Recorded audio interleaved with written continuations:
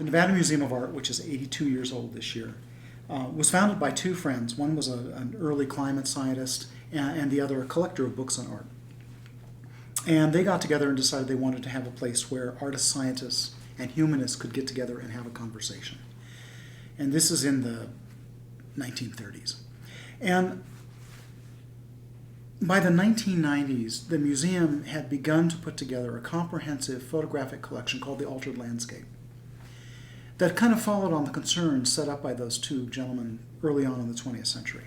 So what have human beings done to alter the surface of the earth, and what have the effects of that been? So these were photographers such as the new topographers, Robert Adams and Louis Baltz and so forth. And growing from that collection, the museum then decided that, well, maybe art and environment was a good overall rubric for its niche in the museum world. So they hired an educator to interpret the exhibitions that the curatorial department was putting together about art and environment. And then they realized they were missing the third leg of what makes a really great museum, a research department. They could bring in shows, they could curate small things out of the permanent collections, but they didn't really have a way of generating new knowledge, of really understanding something new about art and environment. And so they knew that they had to have a research center to do that. I was working at the Getty at the time. This would have been 2006. And they called me up and they said, Bill, you've known our museum for a long time. You've known this community. You know how literature and environment works. You're one of those writers. You've worked in both science institutes and art institutes. You're working in research at the Getty. Will you help us determine if this is a logical thing for us to do?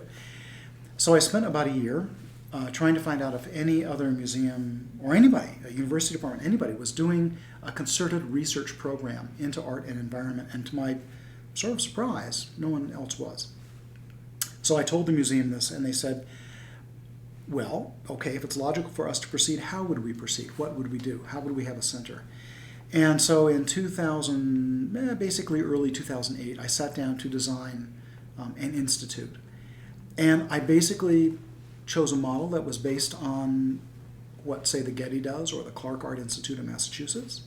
And that was to collect archives. So you're collecting absolutely unique materials surrounding the creation of artworks, things that would reveal the practice of the individual artists involved. You would assemble an archive, you would bring people together to study the archives, you would support publications and exhibitions, and in short, you would have a full-on research program. And I presented that to the staff in 2008. We decided to have a conference to talk about this idea. We invited 185 of our closest friends to come sit in the auditorium and talk about it. And they range from Vito Conci to young practitioners like Fritz Haig in Los Angeles, who's basically his specialty is urban gardens. And we had a very far-ranging, wonderful conversation over a day and a half. And within 2 weeks, we had 3.1 million hits online about this conversation. And the board realized at that point that we really should go now. We should start a center now. So we opened up the center in January of 2009. And immediately, the first thing that walked in the door was a man named Guido Darrow, who was a friend of the museum. And he said, as you know, guys, I have been the pilot for Michael Heiser and Walter D. Maria, and I've been their real estate agent and their kind of overall fixer, if you will, to arrange for land for them to make earthworks. I have all those materials. Would you like them? And that was the beginning of the archive, the first thing that walked into the archive.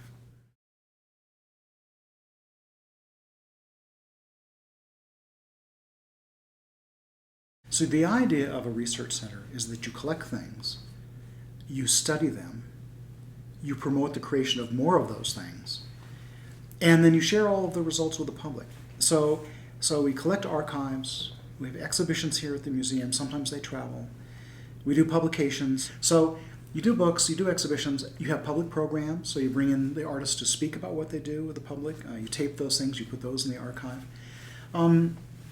And then we have the conference. So we had this first conference in October of 2008 where the idea of the Center for Art and Environment was launched. And it was a very successful endeavor.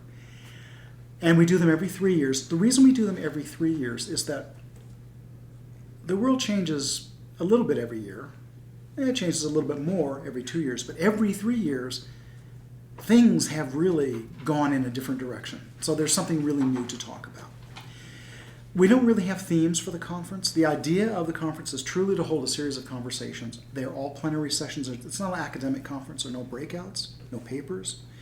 Practitioners come and talk about what they do. They tend to talk in 20 to 40-minute segments, and then there's interaction with the audience, and then there's lots of social time, so that the people in the audience, who are often just as highly placed in the field as the people speaking, have a chance to talk with one another. And it's remarkable what happens out of those conversations. Academic programs then arise out of the practitioners talking to one another. And so those conferences do two or three things. They give us some visibility, which is nice. They give us a chance to play with people in the field. But they also help us gel ideas about what we're doing. And they provide intelligence for what we will be doing for the next 2 or 3 years.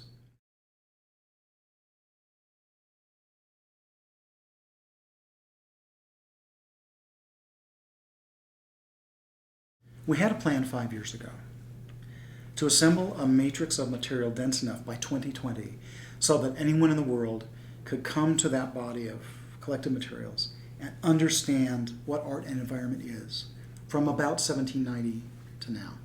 1790 meaning beginning when Alexander von Humboldt and Aimé Bonpland go to South America and they begin to explore that continent and put together a picture of physical geography for the first time. They invent that field, ethnography. Eventually, Ernst Haeckel, a disciple, if you will, of Humboldt's, rescues the Greek word ecology and brings that forward, and that becomes our beginning of Earth system science. So we want to be able to understand that story of the history from when artists first picture the world in order to understand it, so through paintings and graphics and drawings and charts, to when they begin to picture the human footprint upon the earth, so primarily through photographs, such as the new topographical artists. And then to understanding that footprint is so pervasive and so diverse in its effects and sometimes harmful in its effects that they want to actually intervene in the world and do something physically with the world. So you want to be able to have materials where you can track all of those different kinds of artistic processes and those ideas, and that's what the archive is all about. That's what that's for. We discovered something early on very special about the archives, and that's that artists said, wow, Bill, it's wonderful that you and Sarah are collecting these materials around the creation of the work of art, but the full story won't be seen by a scholar or a student or another artist unless you also have an example of the work in the archive, a finished piece of work. So often now, that's why we changed the name from archives to archive collections, just like the Getty and the Smithsonian. So now we can actually have pieces of art that are in the archives as well. So you have this entire arc of the inquiry represented in an archive.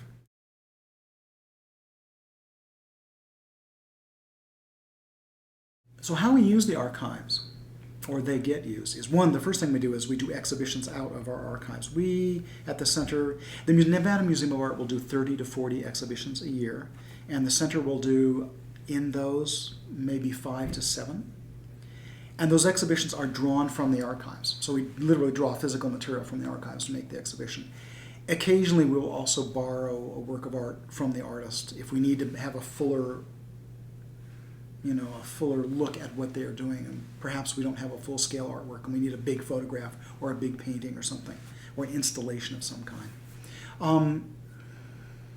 And those exhibitions are seen by between 80 to 100,000 people a year, and of course they get press coverage and they're reviewed, so they get more coverage there. And we blog about these things, and so there's a pretty good public outreach from these archives. Then people come to study the archives. So the students, professors, graduate students, other artists come to look at these materials.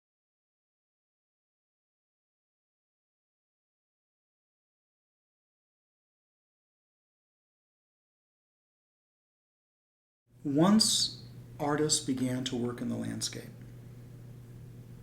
and their works began to be collected, and people began to study those works that were being collected and think about it. So this is in the 1970s.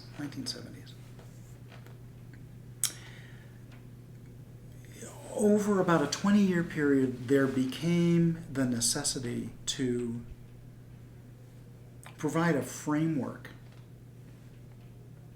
of conversation through which these works could be approached, understood, and fit into a larger cultural idea. So, for example, you would have academic programs, such as the Land Arts of the American West program at the University of New Mexico, that would have students looking at earthworks by Michael Heiser and Robert Smithson, perhaps also looking at the history of large engineering projects, the technological sublime, if you will, in the Western American landscape. So big dams, that would be a perfect example, Hoover Dam, or the Very Large Array in New Mexico, next to not far from the lightning field. So you could see Walter de Maria's lightning field sculpture of 400 stainless steel poles, and then just down the road you would see these enormous radio telescopes in a geometric design that was fashioned to change according to what part of the sky they were looking at. Both were connecting sky and ground, heaven and earth. And what would the difference between them be? What would the similarities be? How would science have had an effect upon the development of minimalism as a sculptural vocabulary and so forth? At the same time that those academic courses were beginning to develop, and again, the one in New Mexico was, I think, the first one, and then Chris Taylor at the University of Texas joined into that effort, and then he later went off and had his own program. Now Erica Osborne, who is a graduate of the program in New Mexico, has a program in Colorado. So these programs slowly proliferate across the landscape. At the same time, you get organizations such as the Center for Land Use Interpretation in Los Angeles, founded by Matt Coolidge, who understands that it's important to go to the Very Large Array and to the lightning field and just document what they are, to make absolutely no analysis of them or no statement about their worth or value, but simply to say the lightning field consists of 400 stainless steel poles roughly 22 feet high or in length and inserted into the ground, and how the project was set up. And same thing, go to the Very Large Array and say there are X number of radio telescopes and they're this big, the dish is this big in diameter, and they function as follows. To catalog these interventions by humans on the planet.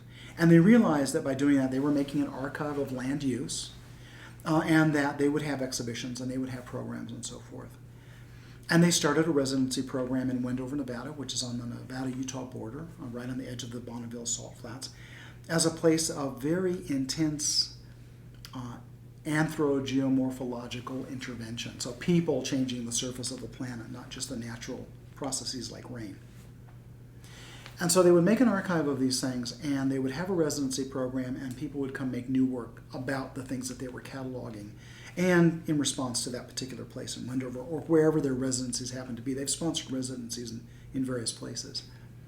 So all of that is a beginning of this deep conversation about the relationship that humans have and the responsibility we have to the surface of the planet and to everything else that lives on it, and how our built environments and even our virtual environments sort of affect all of this. In fact, they're all a singular environment, even when they have these different parts. The role of the Center for Art and Environment is to be the mega philosophical center for that, in a sense. So Matthew Coolidge, if you're over here at the Center for Land Use Interpretation, you're collecting all these things, and you're having these residencies happen. Who's collecting your idea of who you are and what you do? And who's collecting evidence of the projects that were made by the artists who are in residence in reaction to both the site and your archives of place? Who's collecting the results of the Land Arts of the American West program in New Mexico and saying, what are your students doing? What did they do in the field when they were with you? And now that they grow up and some of them become artists, what are they doing, and how did that program affect them? And are they still dealing with the environment?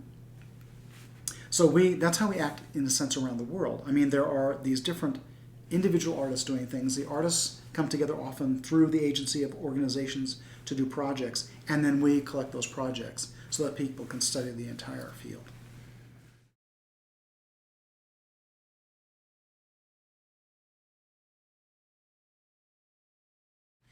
The Center for Art and Environment is the only research institute on the planet that deals with this. It collects these materials, that studies them, and that promotes them in this particular way. It was intended from the get-go from the outset to be a global collection of materials and to be a global scholarly endeavor and artistic endeavor. And so I had, through my own work as a writer and as an independent scholar, I had these roots in other countries, Australia being a good example, the Antarctic being another, the Arctic another, and so forth. And so it was relatively easy to go into those countries and say, we're putting together this archive, here's why we're doing it, we want you involved, not only contributing materials, but we want you to come use these materials. And that just grows from country to country. You sort of pull a thread in one country and that leads you to meet someone who's from Germany, and then pretty soon you're working there. So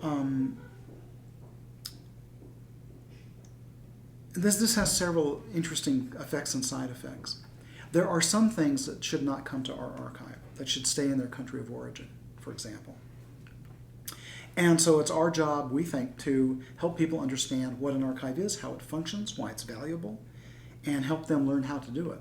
So we will go to artists in other countries and say, this project is fabulous, but it really shouldn't move. It should stay here. It's part of your cultural heritage. And so we teach that artist how to put together those materials and why it's important to do so. So that's part, I think, of the mission of all archivists. I think all archivists have this notion of a momentary stay against entropy. It's our job to slow down the passage of time as it interacts with these materials so that people can understand what they mean. And sometimes that means you move the materials to keep them safe. Sometimes it means you leave them where they are to keep them safe, or in context where they're going to be used better. So we're unique. We bring things together from around the world, but we also go around the world, we hope, encouraging people to save materials and sometimes to keep them where they are.